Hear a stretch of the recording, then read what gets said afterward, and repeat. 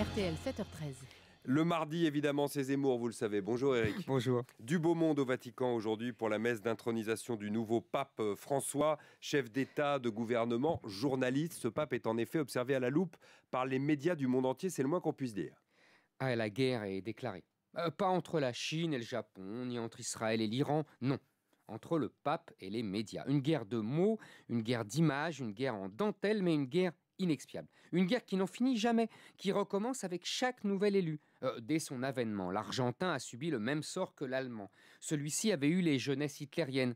Celui-là aura les généraux argentins. Comme un rituel, comme s'il fallait à toute force associer l'Église catholique au tyran, comme s'il fallait refaire sans fin le coup si réussi du pape Pie XII, soi-disant allié d'Hitler. Les médias traqueront désormais la moindre déclaration du pape sur le mariage, le sida, l'homosexualité, l'islam, pour, après une déformation et décontextualisation d'usage, rendre le pape odieux aux masses. Un bon scandale financier ou une bonne affaire de pédophilie feront aussi bien l'affaire. Un travail de routine. Le catholicisme est la religion la plus maltraitée par les médias internationaux. Elle bénéficie d'un traitement de défaveur, tandis que le protestantisme est ignoré, le judaïsme protégé et l'islam craint, ou l'inverse. Le catholicisme, subit la conjonction de deux traditions. La laïcarde bouffeur de curé des médias français et la protestante antipapale des médias anglo-saxons. L'alliance improbable, mais redoutable, de Voltaire et de Luther. Avec sa structure pyramidale et son discours moralisant, l'Église incarne tout ce qu'exècre un univers médiatique baignant dans la culture 68arde, anti-hiérarchique et libertaire. Les médias attendent toujours un pape femme, noire, lesbienne, cocaïnomane. Ils sont condamnés à être déçus. Oui. Poussez pas trop loin quand même.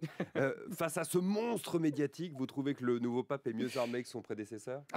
En tout cas, dans cette guerre, Benoît XVI était une proie idéale. Un pape intello qui veut réconcilier la foi et la raison, connaît le poids des mots mais pas le choc des photos, était une cible facile. Les médias le regrettent déjà. Car le successeur est plus pugnace et surtout plus retors. Les caves du Vatican se rebiffent. Le nouveau pape est le produit de ces jésuites qui ont toujours érigé comme principe de combat l'adaptation au terrain et à l'adversaire. Le dépouillement vestimentaire et liturgique du pape François rappelle le Giscard descendant les Champs-Élysées en costume de ville.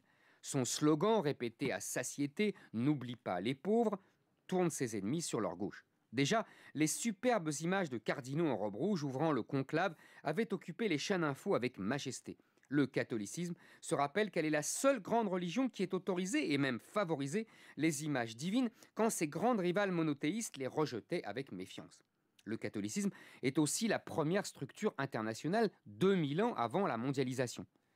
Venu de cette Amérique du Sud où les évangélistes, les pentecôtistes protestants taillent des croupières au catholicisme, ce pape sud-américain a pris la mesure d'une époque qui fait primer l'émotion sur la raison, les chants sur l'étude et l'image sur la lettre.